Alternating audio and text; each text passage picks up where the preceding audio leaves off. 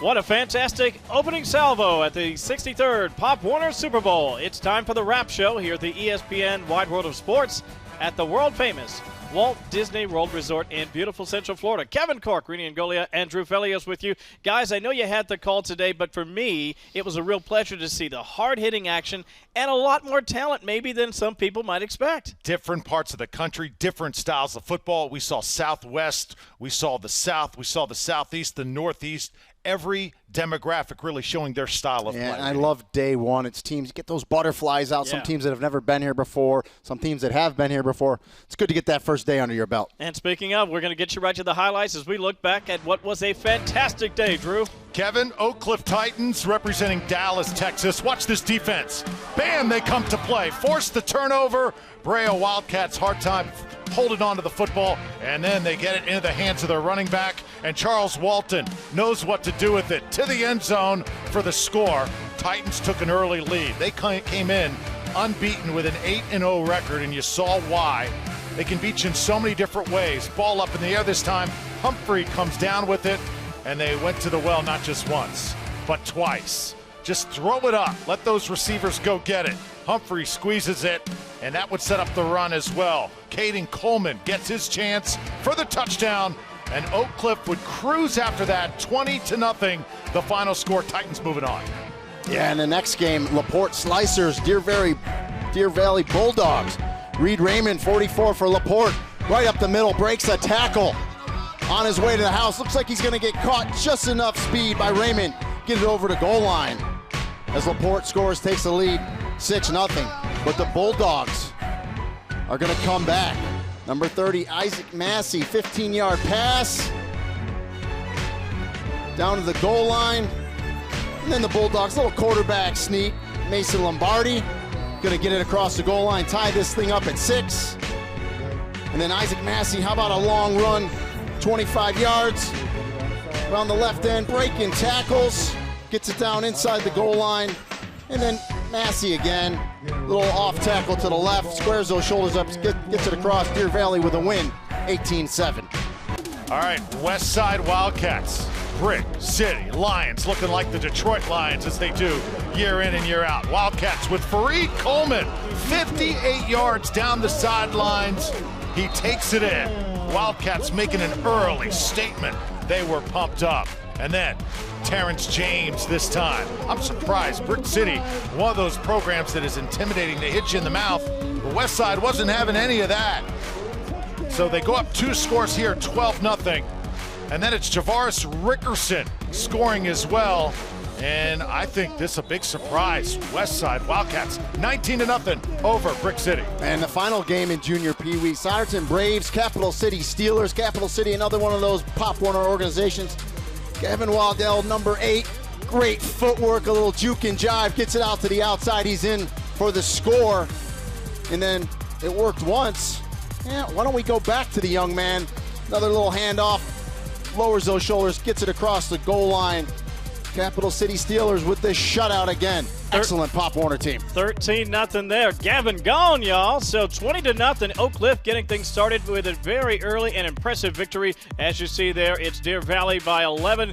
How about West Side? 19-0. And Cap City with a victory and another shutout. So we are all set for the games coming up on December 10th. Guys, and I have to say, in watching just those highlights, 2 things really stand out. Number 1, great coaching. I mean, these kids really look like they are polished, they're sharp. And number 2, the disparity in talent between some teams really tends to show up early in the tournament. Yeah, it certainly does. You really know the first few series which teams have come to play. But we also saw teams that went toe-to-toe and didn't separate until the fourth quarter. And then also, what really surprised me after this day one, throwing the football. At the youth level, I've never seen this many passes at the Pop Warner Super Bowl than what we saw on day one. I would agree. And to your point, Kevin, too, I think the discipline, the fundamentals that we see from all these teams, excellent in day one. And speaking of excellent, Pee Wee action was great too, folks. We have highlights of that, and let me tell you, Drew, man, this was great. What a fun outing. Souderton Braves, 4 points. Vipers, 4 points. Oh, pressure from the backside right there. The defense for Souderton and the Tribe came to play. Get it out here to Joey O'Brien. This young man is a baller. Touchdown, Souderton. How about a little tomahawk chop with that for the Braves? They also had Nelson, a great running back, doing all sorts of work. And I'll tell you what, the hands of O'Brien were absolutely huge. Got a great running attack as well. Everybody pitching in. There's Nelson, and now it's Bryce Williams, number 9, who hits you right up the gut. So the Souderton Braves, they cruised in this one. And this would eventually be a running clock. Souderton, outstanding from start to finish. Williams, just too much for the 4-Point Vipers, and they will advance to the semifinals. 33-0 was the final score. Run that running clock, Rini. Yeah, a lot of running in that game. Next game, how about the Titans from Hawaii? Long way to travel playing the Durham Eagles, and it was all Eagles in this one. You see the punt? Deion Jacobs going to make the catch for Durham. Great athleticism as he makes the catch, gets it down that left sideline. 70 yards later, he is in the end zone for the score for the Eagles. And just loaded with talent all over the place is Durham. This time a little inside handoff. Xavier Atkins pushes the hole, bounces it to the left side, and shows you his speed as he takes it to the house, 60 yards. And the Eagles were in control of this one. The Titans back for the punt. It's blocked. Scooped up by the Eagles. And a little run after the block by Marco Montgomery Blinn. And when it's all said and done, it's another touchdown for the Durham Eagles. And then one more, little toss sweep back inside, cut it back door. Marion Turner, 45 yards. Multiple broken tackles on the play, and it was all Eagles in this one, 40-0. The Argonauts from Algonquin taking on Lake Mary. Tough to play Lake Mary. They're in their backyard here in Central Florida.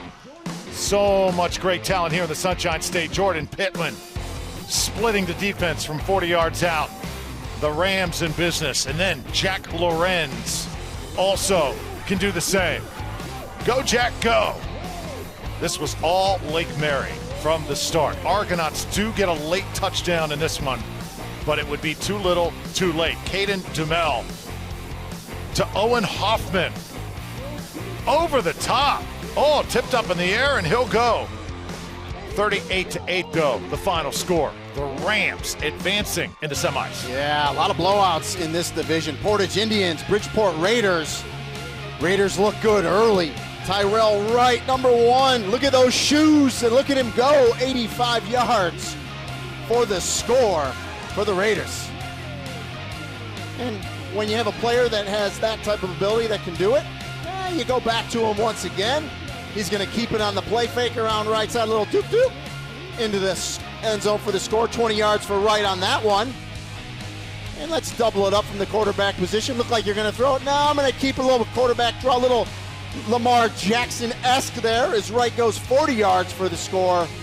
And Bridgeport all over Portage in that one, 34-0. Boy, how about that kid? That kid was something else. So we see where we are now after the first day. Souderton prepared to take on Durham next. Lake Mary versus Bridgeport, Connecticut. That should be a fantastic matchup again coming up on December 10th. As we look back at that particular bracket, guys, you see a lot of lopsided scores there. And I think the size disparity sometimes really comes into play. Like you mentioned during the broadcast, listen, you can play teams from where you are, and you may be the biggest dog on the block, but then you come here and you have some really talented and sometimes much bigger squads. Also, teams that have blowouts in the first round, they get challenged later on in this tournament. Yeah. They don't respond so well. Sometimes it's best to get that tough matchup out of the way in round one. And that's why it's so interesting. They were all blowouts in that last bracket. So now they're about to run into some competition. But you're right. Teams come here, and sometimes they just run into teams that are bigger, faster, and stronger that they hadn't faced all year long. Boy, and there were some real blowouts in that one. Not the case, though, in our very next round. I have to tell you, this last game of the day, fellas, that was something else. Back and forth down the stretch. Pick it up, Drew. Deer Valley, East Orange, and how about these East Orange Junior Jaguars? What a hookup there for the touchdown. It's McCoy. And right out of the gates, first play from scrimmage, they had an 8-0 lead. And then the defense gets after it. Deer Valley Americans could not do anything. But eventually, Rini, they stuck with that screen game. You see here the Jaguars still making plays. Deer Valley would eventually find their groove here offensively. Well, and it looked like East Orange was in control of this game, but they had only led it by a couple.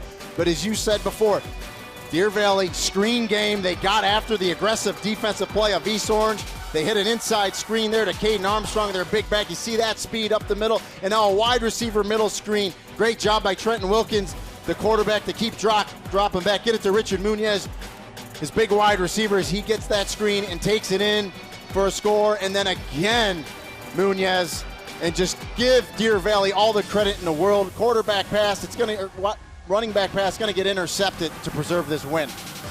So Deer Valley, they come back from being down 8-0, and they find a way. Wasn't always pretty, but they get it done, Kevin, and they're going to the semis. They're moving on, and I don't know how many turnovers we saw, and just sort of swings of emotion in the final 5 minutes of that contest. Great game. 4-point win by Deer Valley. As you see, Cap City 31-zip. That's who they'll face next. Keep an eye out for West Chase, guys. They had a huge win over Highlands Ranch, and they're moving on to the next round. So great stuff we saw, guys, on day one. And if the rest of the 5 days are like this, it's going to be a heck of a week here at the Walt Disney World Resort. And I'm sure it will be. I always say, you hear me say, this is football at its purest. I love this week of Pop Warner, and we're just getting started. And just getting started with great action. Don't forget, folks, we're going to be very busy all week long. You heard Rini just mention it. Want to get you involved in tomorrow's coverage because we have a lot more coming your way. Here's our broadcast schedule. Brick City's Lions. You got a pair of Bulldog squads we're going to be watching throughout the day. And then the Virginia Beach Mustangs, a perennial powerhouse, set to take on the Los Alamitos Blue Griffins of California. That one coming up at 3:30. It promises to be another terrific day here at the ESPN Wide World of Sports. It is the 63rd Pop Warner Super Bowl. What a fantastic start to what promises to be an exciting week. For Drew Felios and Rini Angolia, I'm Kevin Cork. This has been a presentation of ESPN at the ESPN Wide World of Sports. What a day at Disney. Pop Warner action continues all week. We hope you'll be with us for that.